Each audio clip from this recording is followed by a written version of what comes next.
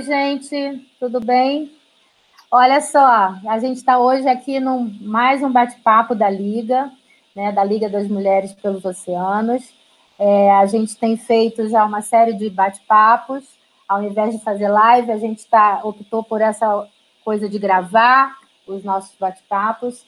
E para vocês que não conhecem ainda, a Liga é um movimento de mulheres que se uniu em prol da conservação dos oceanos. Então, nós somos várias mulheres, vocês têm todas as informações aí no site, e quem quiser aderir, por favor, venha conosco.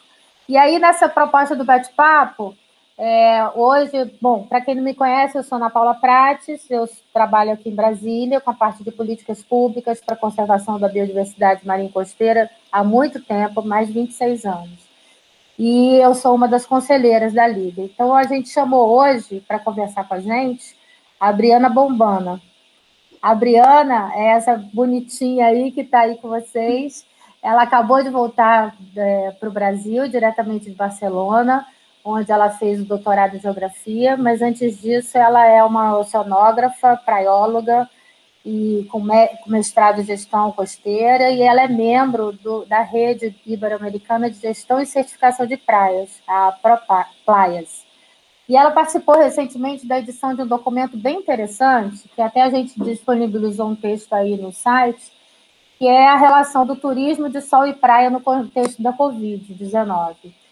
Então, por isso que hoje o nosso tema é mar e o Covid-19, né? Como é que ficam nossos mares e nossas praias. Então é isso, Briana, muito legal a gente ter mais uma mulher cientista marinha, né, voltando para o Brasil. Seja bem-vinda, apesar desse caos no meio da pandemia, mas seja bem-vinda aí, querida.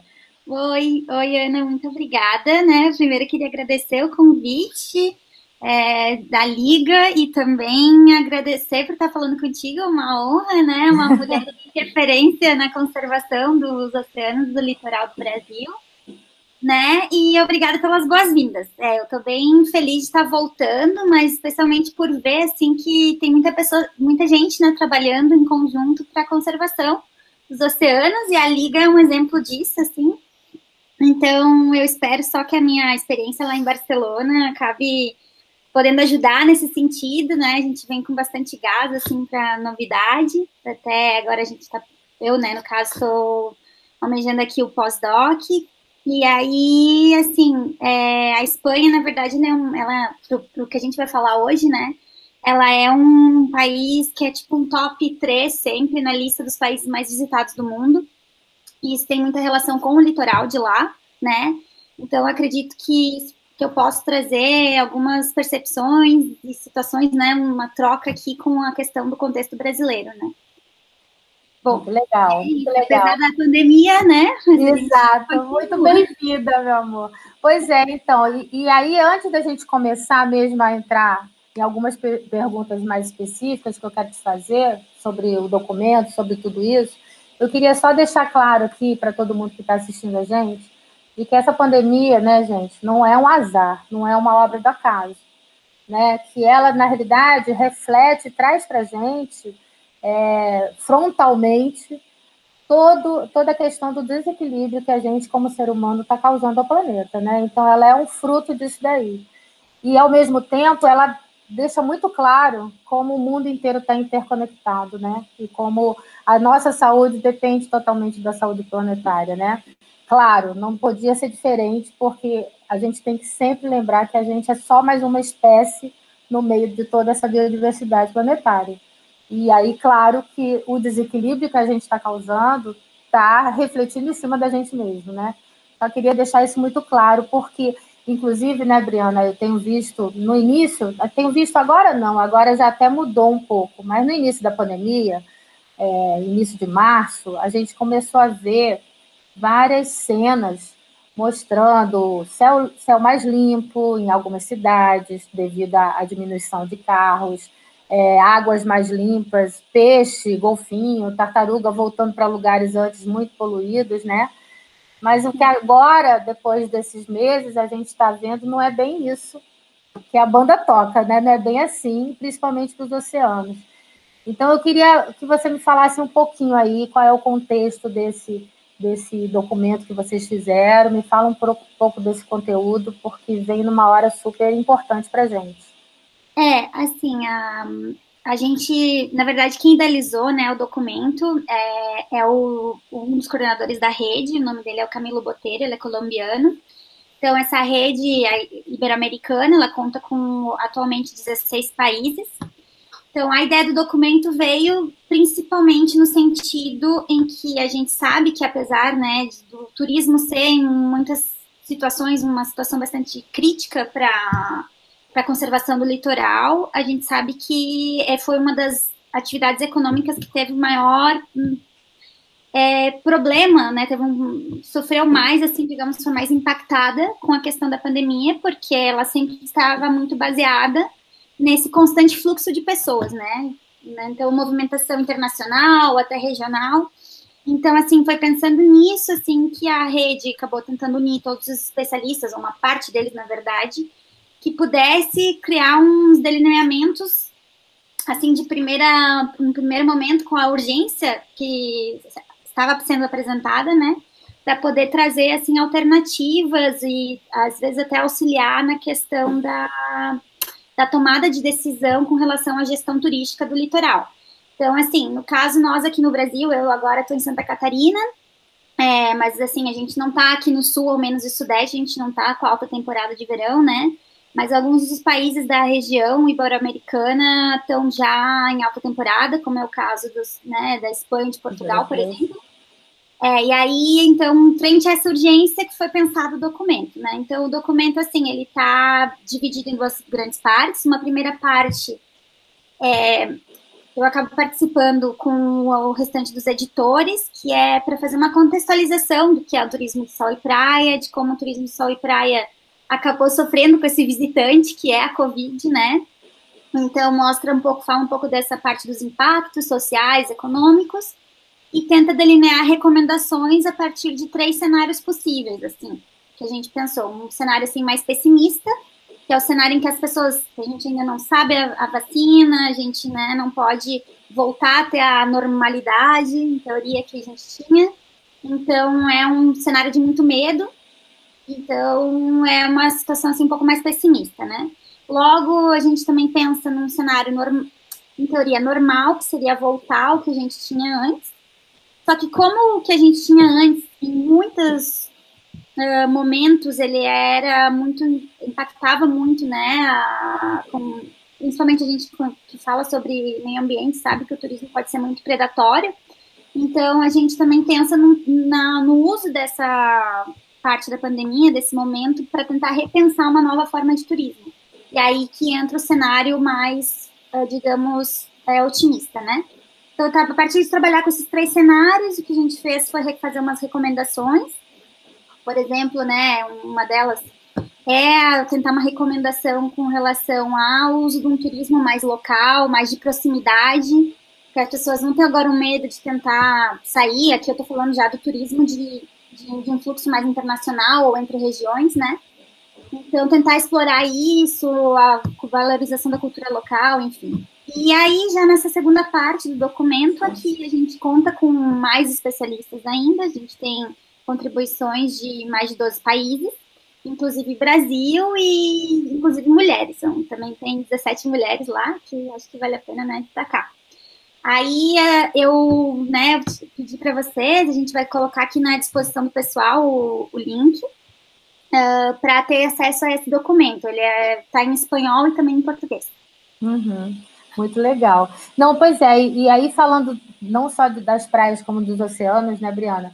Eu estava vendo tudo o que está acontecendo, por exemplo, alguns sistemas de monitoramento por satélite têm demonstrado que a pesca ilegal, por exemplo, né, a pesca ilegal e não reportada, está acontecendo e está piorando, inclusive, durante a pandemia. Isso porque a maioria das empresas não está levando a bordo os observadores de bordo, e estão se mobilizando aí, estão se movimentando para áreas até protegidas e proibidas para pesca.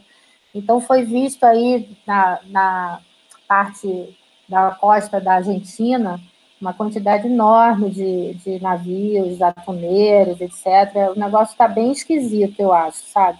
E, por outro lado, também, eu não sei se você chegou a ver uma imagem que é bem amedrontadora, mostrando vários petroleiros que eles estão estacionados no oceano como um todo, porque como deu uma queda do petróleo, eles não estão tendo por que desembarcar, né? Então, eles estão estacionados no oceano inteiro. E isso é uma bomba relógio que pode explodir a qualquer momento, em qualquer lugar, né?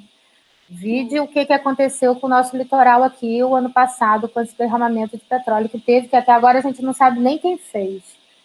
E isso também remete a... Aí é uma coisa que a gente, só chamando a atenção, você vê a nossa população costeira de pescadores artesanais do litoral do Nordeste sofreu com toda essa questão do petróleo, e agora com a pandemia também na ausência do turismo, que, como você disse, o turismo vive dessa parte da praia, e aí os pescadores vendem o seu pescado para os restaurantes, para as pousadas, etc. Então isso deu uma queda muito grande. Mas você vê que está acontecendo assim, esse pós-normal aí, o que vai ser, né? Depois, eu estou começando a ter uma visão bem mais pessimista, sabe? Porque eu acho que o negócio vai explodir aí e a gente vai ter que ter muito cuidado. Então, é muito importante esse documento que vocês fizeram, até para a gente dar uma pensada, né? E tentar reorganizar isso. E aí eu queria te dar o gancho falando desse acúmulo, principalmente, que é um outro problema muito grande que está acontecendo durante a pandemia, que é o lixo, né? O lixo marinho. E na praia é onde a gente vê chegando, né? O que você acha? Aumentou? Como é que está isso? Sim, não, até acho é bom que tu tenha tocado no assunto, Ana, porque inclusive no documento a gente tem contribuição de dois pesquisadores brasileiros. Eu ainda não conheço eles pessoalmente, né? Mas é o professor Gerson Fernandino e também a Carla Elif, que eu entendo que também está fazendo pós-doutorado lá na USP. E aí eles comentam, né, que, por exemplo, assim, o lixo da praia tem uma parte dele, né, que ele está muito relacionado ao banhista e ao quiosque, né? Então, esse lixo com a interrompimento, ainda que em alguns lugares, dependendo do estado, né, foi um interrompimento mais forte e outros menos, mas ainda assim teve essa diminuição, né, desse tipo de lixo. Porém, um outro lixo, que é aquele que vem da bacia hidrográfica, né, ou de outras fontes, esse continua, né, chegando na praia. Então, assim, acho até interessante porque chama essa, né, faz com que a gente entenda que a gente está vivendo num mundo que ele não está separado pelas fronteiras municipais ou pelas fronteiras dos estados. Né? A gente tem que ter uma visão mais sistêmica do que a gente está fazendo, né? Então, assim, por exemplo, né, imagino que o aumento das máscaras, né, ela vai acabar chegando, em algum momento ela vai também chegar no mar, né? Exatamente. Muitas máscaras dessas são descartáveis, então eu vejo dessa forma. Então, assim, claro, a situação da pandemia pode ter proibido, né, ou diminuído algumas das formas de deixar o lixo, né, na praia, de não ser tratado, enfim. Mas ela também demonstra que tem muita coisa que continua, né, que está ali subjacente e a gente tem que tratar independente da pandemia, né? Exatamente. E, inclusive, eu vi uns trabalhos recentes que eu fiquei impressionada, mostrando, por exemplo, a Tailândia é um dos países que mais contribui com a poluição de plástico, né, nos oceanos. E aí estava demonstrando que só de abril para cá aumentou 62% o desperdício de plástico na Tailândia. Você imagina? Caramba. Isso porque não só todos os EPIs, né, máscara, luva e tal, mas principalmente por causa do delivery. Porque aí as pessoas, como estão ficando mais em casa, estão pedindo mais comida em casa, e a quantidade de plástico que está sendo gerada é impressionante. E uma outra coisa também que me chamou muita atenção é que os Estados Unidos, em vários estados dos Estados Unidos, estava sendo proibido já o uso de sacolas plásticas e canudos no início do ano. E aí, por causa da pandemia, eles relaxaram.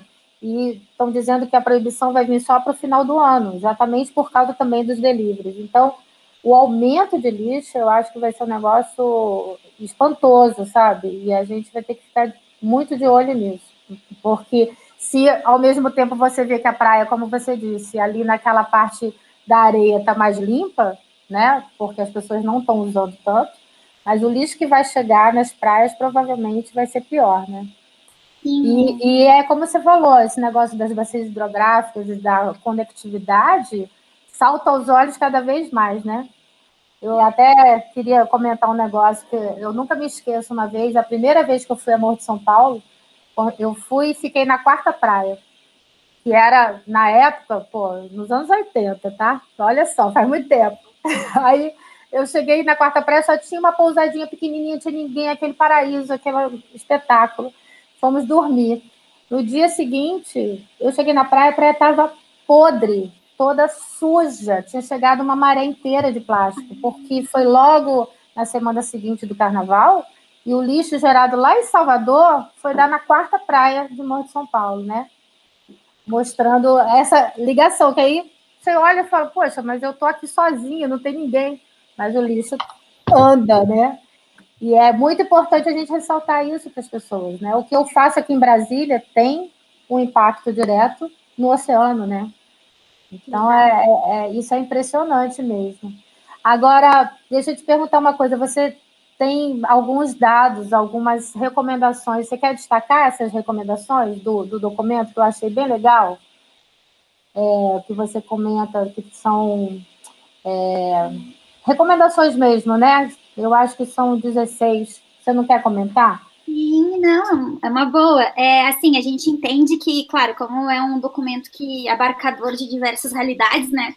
A gente tem desde a República Dominicana, que é um dos países mais turísticos da América, por exemplo, que chegou a ficar com 95% da cadeia hoteleira sem ninguém, né? Até o Brasil, que talvez a nível internacional ele não seja tão, assim, com relação ao turismo de praia, não seja tão emblemático como o México, né? Com Cancún, enfim.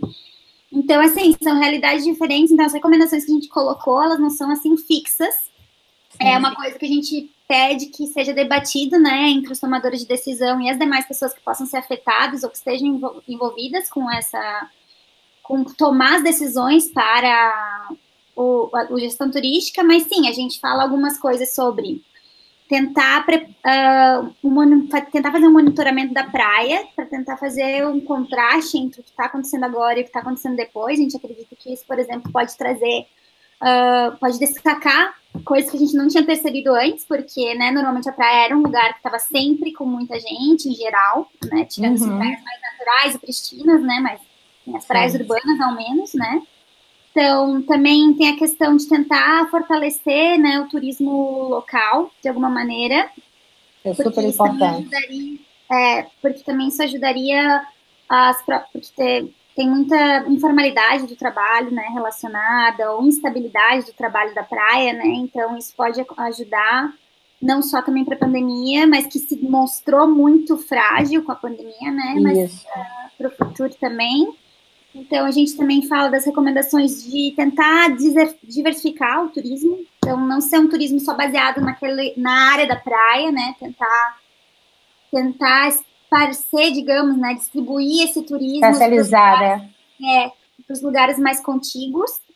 Então, são questões que têm que ser, assim, debatidas, né? E também tem a questão dos diferentes tipos de cidades turísticas, né? Tem aquela cidade turística como é o Rio de Janeiro, que recebe turismo de todo quanto é tipo, mas tem também aquela, por exemplo, a cidade da segunda residência, né, que ela é, inclusive agora... Veraneio, né? De veraneio, assim, que a pessoa tem segunda casa lá, né, então, assim, essas cidades, inclusive, mesmo que agora aqui no sul, ou menos, não está tendo alta temporada, elas receberam essas pessoas e não estavam como preparadas para receber essas pessoas que normalmente vêm só no verão.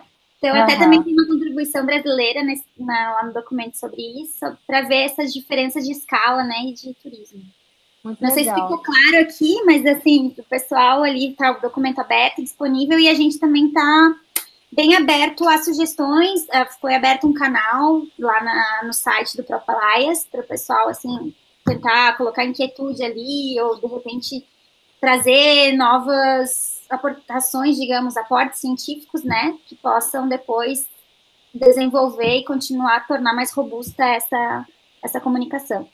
Muito legal, Briana, e fundamental, e realmente, como você falou, essa coisa do turismo local, né, demonstrou o quanto essas comunidades são as mais vulneráveis em tudo, né, desde as mudanças climáticas, como também agora na pandemia. Então, é muito importante esse fortalecimento. Aí, querida, a gente tem que acabar, né? Porque tem um prazo aqui, um tempo pequeno para esse bate-papo. Mas aí eu achei muito lindo no documento, vocês começam com 2 frases que eu achei muito legal. Aí eu queria terminar citando essas frases. Podemos. Eu vou citar, aqui vocês botaram do Chico Buarque, que eu achei maravilhosa, né? Que as pessoas têm medo das mudanças. E eu tenho medo que as coisas nunca mudem. E Chico é sempre Chico, né? Fantástico. E aí eu queria que você falasse a outra frase que vocês botaram no documento. A gente colocou do Galeano, que é o uruguaio, né? Que ele fala, né? E hoy más que nunca es preciso soñar, soñar juntos. Bueno, juntos e juntas. Isso. Eu adaptaria aqui a frase Do Galeano, exatamente. É muito legal.